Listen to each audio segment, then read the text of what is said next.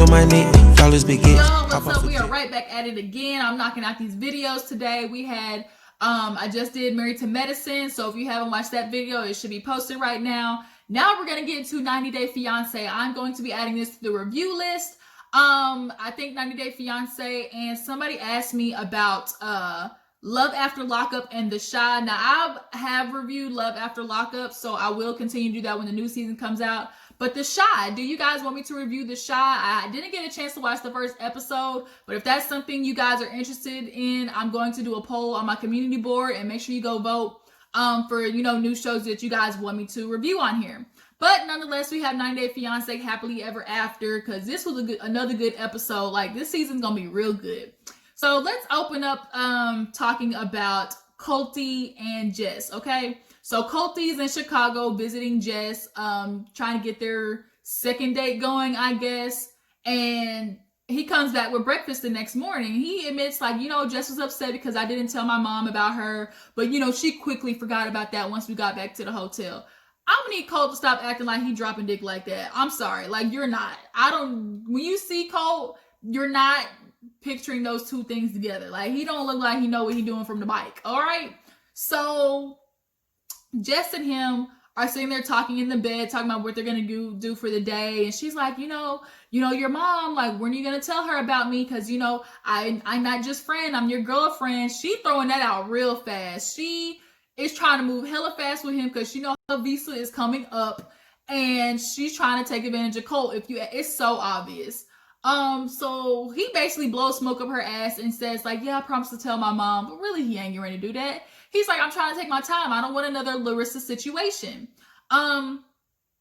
So later on that day, they end up like going on a water taxi, and she's asking about his past, you know, previous dates and stuff like that.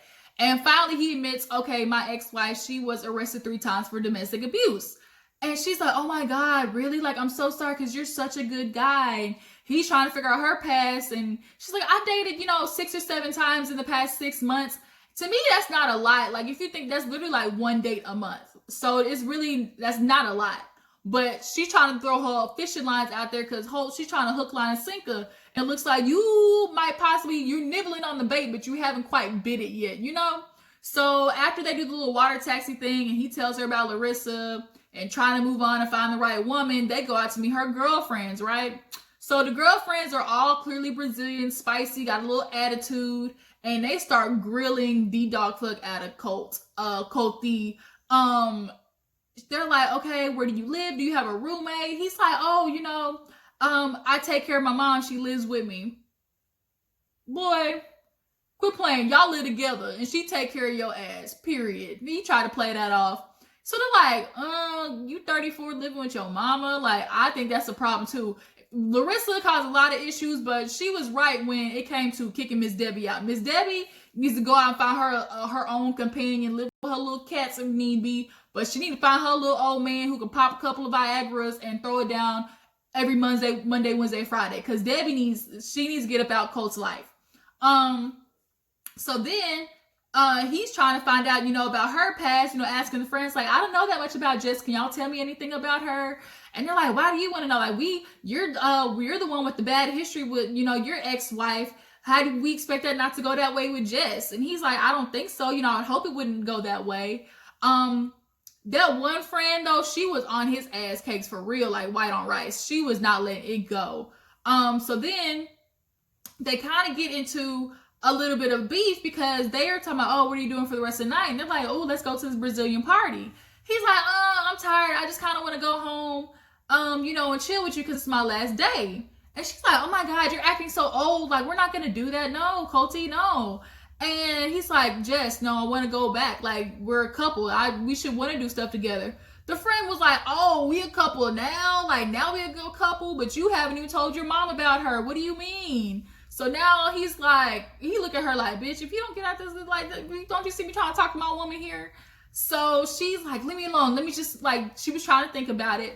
So finally, she was like, I'm going to go back with Colt, you guys. All the friends feel it as he's being demanding and controlling. If you ask me, I don't think it's controlling to sit there and tell your spouse, like, hey, babe, you can go out, but I really want you to come back with me. Like, this is my last night together. Colt, all he's thinking about is sex, unfortunately. I think he didn't get a lot in his younger years. So he's trying to use this little fame he got to get as much in as possible, because he's not getting no booty with his own swag. Like, that's just true tea. So the friends look at, oh my God, you're gonna let him control you? Why are you trying to control her? Girl, you can tell they friends single, because had they man been like, girl, we going home, y'all would have followed y'all nigga back to the hotel too, especially if he flew in to see you for a couple of days. Like, miss me with that. So she goes back with him. They're in the car. It's awkward because she's kind of like, I came back with you. That's how you need to leave it. Like, leave me alone. And she's kind of like a little iffy with him, right? So they end right there. We end up moving on to Larissa. Now, Larissa feels like she's super sexy now. She's a Playboy bunny. She got all this surgery and stuff done, but she's still not oozing sexiness like she wants to. She's like, I want to do pole dancing. She's like, I see the strippers. I like their strippers, and I want to, have their body and their athleticism. Girl, yo got them noodle arms. You was not great to ride up and down a pole and learn how to do no stripper moves. So she's talking to a friend about, what is she going to do for work? And, she wants to find a new man. And y'all catch how she said, oh, I want a man that's tall, skinny, nerdy, and American. Emphasis on American, because bitch, she trying to say her and Jess is in the same exact situation. They got about 6 to 8 months, and then bitch is about to be deportation, okay? So her friend is kind of like, I know somebody. Have you ever been on a blind date? She's like, I don't know what a blind date is. She's like, okay, well, I'm just gonna set you up with somebody he has businesses. Of course, she heard that. Her eyes got big, money, ching, ching, ching. She's like, and he's single, he's tall, and she's looking like she feeling like she hit the jackpot. Larissa is trying, y'all. Now all of a sudden she misses Colty. Like, she realizing she only got but little time to figure her shit out. So moving on, we see a little scene with Paul and Karini. You guys, Paul is back and he's trying to get out of Brazil with Karini and the baby. He's been there for a year, but he ain't making no ducats, no money, no moolah, no coin, no guap. Okay, so he finally convinces her to go back to America. They still are battling. Paul has control issues if I've ever seen any. He is such a weak man that he finds himself fighting over little things and trying to get the little things right to feel somewhat of a manhood. Because at the end of the day, you living at home with your parents, Paul, and you ain't got no money. So with Karini, he's controlling, the passport's supposed to go in the bag, Karini, and why don't you give me a blanket so I can cushion this? And anytime she objects to what he's saying, he gets super anxiety. Like, if y'all have ever noticed that, like, anytime she fights him over something, he freaks out. So finally, she's saying bye to the mom, and, they got to get ready to go back to America. Now, he didn't plan this out right, because he went and called his mom talking about, Mom, can I come stay with you just for a little bit till I get work? And the mom has learned her lesson. She's like, no, Paul, because I know you. You're going to get here, get comfortable, and you're not going to leave. And you know that. You know that's the truth. And he just was banking on his parents allowing them to stay. But she's like, I'll help you out with a hotel for a couple of days, but no, Paul, you're not going to stay here. And I'm glad she did that. I'm super glad she said no. That's something Elizabeth's dad needs to figure out. Like, he needs to start saying no when we get to them. So let's move on to Kalani and Asuelu. Asuelu has his little volleyball team that he goes to. He plays with them because they're like a Samoan kind of like volleyball team. They link up, because there's a little Samoan community where they live at. And he's talking to him basically about, he's homesick, wants to go see the family. The family still hasn't seen the youngest child. But, him and Kalani have a little bit of trouble. And, he's only got a part-time job. It's so funny. The men with no money always be trying to control the household and, trying to still play man. But y'all ain't making no money, bringing home nothing to pay the bills. Asuelo and Andrei got the same problem. So he ends up taking Kalani out on a date. She's been begging, to have a little bit of alone time, something romantic. She got on this nice dress. He takes her axe throwing. Now, I'm like an outgoing, active person, so I actually would have enjoyed axe throwing. I just think he should have preluded her, into a warning that, we're going to do something fun instead of something like, she was planning something like in her head thinking something romantic, So they end up going into the axe throwing place, and she just goes along with it. But Oswulu has a problem with figuring out, bro, that's not your homie. Why are you chest bumping your wife? That's not how that goes. You supposed to like smack her on the booty, like rub it or something, like hug her and cuddle her, not chest bump. So Oswulu is slick because he only took her out on that date, gave her all these flowers and roses so he can sit there and beg her to let him go back to Samoa to see his family. Now she's like, how are we supposed to do that? Like, that's $3,000 for our tickets just alone. Like, we still got a hotel. He's like, oh, we can just, we can stay with them. But the problem is their family, Oswald's family, doesn't get along with Kalani. Here is another Pedro and Chantel situation. If you watch 90 Day, you know about their whole situation. In other cultures, it is a thing to bring home gifts. Now, the problem is when people who are foreigners and they have that one person come to America, they think, oh, we're set. Like, oh, we got somebody in America who's going to send us back all this stuff, all this money, because America is of all the riches. And unfortunately, all you foreigners need to learn something. America ain't so great over here, okay? We almost just as broke as y'all over here, middle class, struggling, paycheck to paycheck.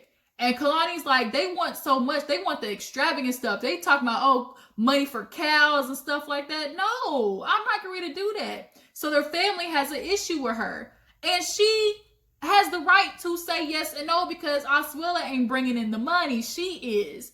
And she has her own family to think about. And she tells Oswilla, like, look, we can try to do something for them, but that's after we got our family, our bills figured out. We can't go to Samoa, come home and have no money to pay our bills. He's like, oh, we'll figure it out. We'll work it out. But it's like, nigga, you work part-time shuffling out ice cream samples. Like, I hate how men or like people in general, like, oh, we'll figure it out. Because I'm a person who's got to plan stuff out. I don't like the feeling of looking in my account and that shit not being there. That shit is for the birds.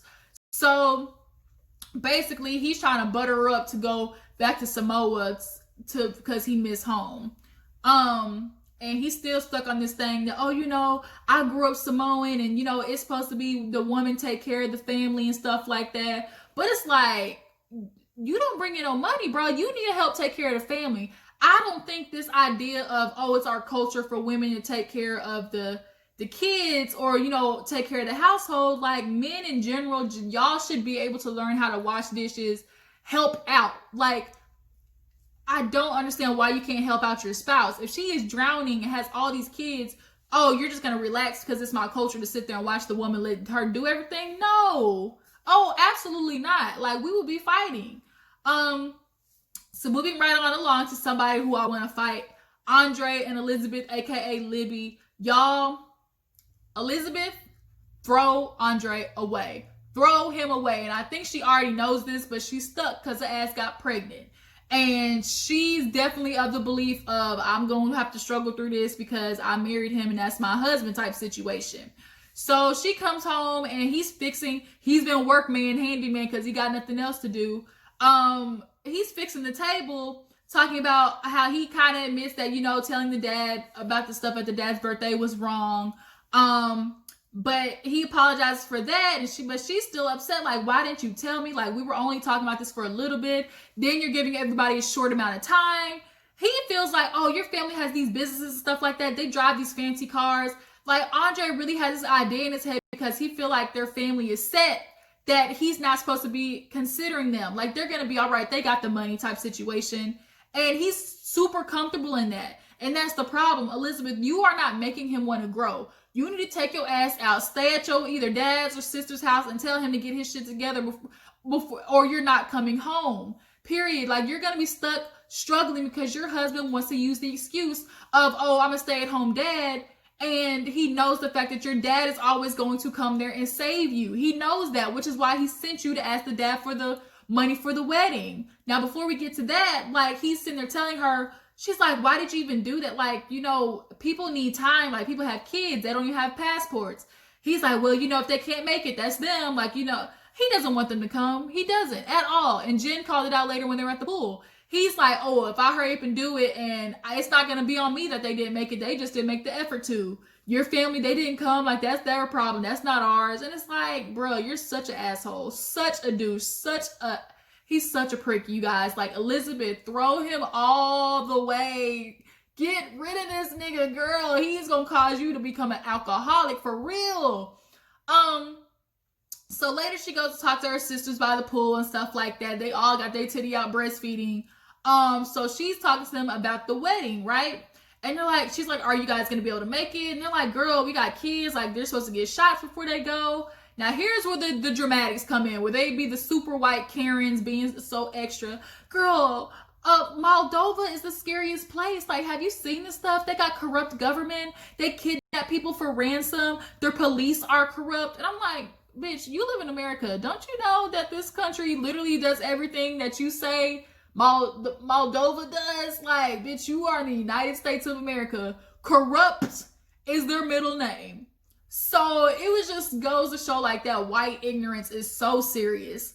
She's like, that's not it. Like, y'all just being stupid. But she understands, like, this is short notice. Y'all got kids. And so the next sister comes in, Jen, and she's like, okay, but the real question is, have y'all set the budget for this? Like, how are you gonna pay for it? And she's like, Andrei wants dad to pay for it. And of course, they're like, of course. And Jen calls it out. She's like, you know what? I think he said it now. He's like, I'm gonna give you guys the money because he knew we weren't gonna be able to make it. He does not want us there. Andrei knows what he was doing. He put it out there on purpose because he knew he would be able to force Elizabeth's hand if he told the family. Because then they're constantly gonna question her about, okay, what's gonna happen? And she's gonna give in. She always does. Andrei is stupid. That is one of the most manipulative people I've seen on this show. He is another Tom, for real. So she's like, yeah, he wants dad to pay for it, and he wants me to ask, which is another douche move and another bitch move, because how dare you sit there and, this is for you. Let's keep it real, Andrei. This is not for Libby. This is for you. And so you can't even walk up to her dad and ask for it? Like, are you kidding me? Like, he wants to be the man so bad, but isn't following up with his actions of being the man of the house. So the sisters are mad once again, because it's like, here he goes, Andrei, putting you in this situation because he's too bitch made enough to sit there and actually ask your dad and then be so ungrateful about it later on. So later on, Libby does go to her dad and is talking about, oh, you know, we got to plan stuff in Moldova. She's trying to help him cook chicken noodle soup. And the dad was like, okay, you know, I want to be there. And, this is short notice, but, y'all aren't doing too well right now. So tell me this, how are you guys going to pay for it? She starts with we were going to come to you and ask if you would pay for it. He's like, I knew it. I just knew it. I knew it. And he's like, and then Andrei sent you over here to do it. He doesn't even have the balls enough to come and talk to me himself. She's like, I know that. Like, I'm just... Elizabeth, y'all, she put them Viola Davis tears on. She ain't stupid. She knows all she gotta do is cry to make her dad give in. And she even said it like, I don't want you to think I'm getting emotional to make you give me the money because that's not the truth. He's like, I'm gonna pay for it because I love you. Chuck, stop paying for that shit, bruh. You are paying for Andrei. Let's get it right. You are not paying for Libby. You are paying for a grown-ass man sitting at home, okay? With a baby that looked just like him. He's like, oh my God, my defenses always go down when I see my daughters hurt and stuff like that. She's like, Andrei just puts me in the middle and I don't know what to do. Like, girl, you knew you put them tears on the waterworks to make your daddy pay for the wedding. Bitch, I see you. We see each other. I see you. So she goes home. Andrei's already got him he already knows she coming home with the money. You see the way he was acting? So what do we get, babe? What do we get? And it was like, she's like, can I get a drink first? Like, let me get some wine. And he's like, what'd he say? Yes. She's like, what do you think he said? He's like, he said yes. And at that point, she realized, oh my God, like, he really is entitled. He's acting entitled right now. Girl, yes. And the fact that you are seeing it and not checking it is more the problem. And that's what your dad said too. He's like, I'm not even mad at you. Like, I'm mad at him because he is who he is, but I'm mad at you because, like, you're expecting it and you're allowing him to go along with it. I'm being taken for granted, period. Y'all are using me as a bank. That's why you got to say no, denied, loan denied. Like, be how the real banks in America be. They deny your shit so fast. So he's like, okay, well, we got, 14 to 50,000. She like, 50,000, like 14 to 50. That's a big jump, Andrei. He's like, well, your dad's going to pay for it. He's like, we might as well get everything. Like, y'all, this nigga, like, once their family watches this back, like, it is over for Andrei, for real, for real. they already don't like him now, but to see how he was just up in joy, like, oh, I knew he was gonna pay for it. She knew, like, she's like, Andrei knew my dad was gonna pay for it. He had already set in his mind what he was doing with that money. And so she's like, we gotta get a venue, like, we gotta talk, like, and he's like, well, babe, you know, we did it. We got the money. Like, aren't you so happy? Like, we're going to get married. And he always throws it back on her, which is like such a manipulative move. But deep down, Elizabeth knows this is not the man for her, but she's stuck because she got pregnant, period. So moving on, we see Big Ange with her little Michelin Man shaped self. She goes to the doctor because she's determined this one little egg is going to be the little hope for her and Michael. So the doctor starts asking her questions, and she's like, well, you know, are you having periods? She's like, well, I haven't had none in 3 years, but all of a sudden I'm bleeding. You know, that's a period. And I went back to I went to the doctor, the fertility doctor in Africa, and they said I got one egg. You know, I'm ready to tote this egg. I'm tote this baby. So the lady leans her back and tells her, well, that's more of a negative thing. Like, I'm concerned that this could be a health risk because you bleeding at your age, like, could be a sign of uterine cancer, something like that. So they do the exam, kind of find out she has some fibroids. And she's like, no, we need to do like a biopsy for you because we just need to be sure.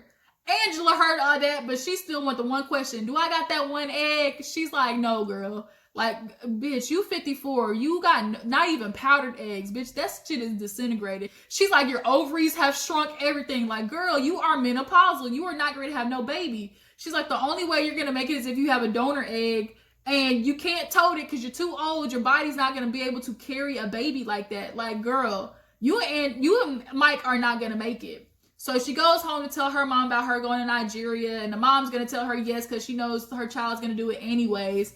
But her mom has pneumonia, so she's scared when she leaves, like, her mom isn't going to make it, you know, for 3 weeks till she gets back. So that's a big concern for her. I feel like there's one more couple I'm missing. Did I talk about everybody? We did Andrei and Elizabeth, Paul Carini, Ange, Andrei. Did I already say Andrei and Elizabeth? We did Colt and Larissa. Tanya and Sinjin. That's who it was. This is the last couple. So Tanya and Sinjin, y'all, they do not need to be together, period. Because their life plans are totally opposite from each other. And they honestly figured that out at the reunion. So the fact that they're still together is a problem. So she broke her leg in a car accident, but he's trying to do something nice for her. So he's scooting her around on the ice in this wheelchair, which is not the smartest thing to do, Sinjin. But he's just such a free, like, life, like, just, I'm just going to go with the flow type man. And he doesn't really be thinking, you know? So they're finally moving. He feels constricted in Connecticut. They were going to move south, you know, to some heat, you know, some summer. But because of the car accident happening, like, they can't do that. But they did finally move out of the shed, which I think was so messed up that Tanya didn't even fix it by the time he got there. But they move out. He's super excited. He in the car. He talking about, we got to have a main room and a sex room. And she's like, can we not talk about this with my mom in the car? He like, oh, yeah, you right. So then they get to the place. It is nice. There's a lot of room. But the mom is like, how y'all going to pay for this shit? She's like, we got some savings and stuff like that. And Sinjin, he finally got his work permit because they got that expedited to him. So, you know, hopefully Sinjin will be able to get to work and start bringing in some money to pay these bills. So they go see her sister, you know, because they're back talking again. You know, she has the baby and everything. And she's asking them how stuff is going because she heard about them moving. And Tanya's like, you know, he's going to be working. He's like, oh, you're going to be a bartender again. He was a bartender in Africa, but the problem was he was doing more of the drinking than he was the serving. And it is very clear that Sinjin wants to live a life of traveling, moving around, not really having a job. He does not like to be constricted to one place too long. And that is not a productive life for a child. Tanya, you know you want a child, and you know this man is not ready for it. So the fact that you are still trying to force this on him when you know it's not going to work is a problem.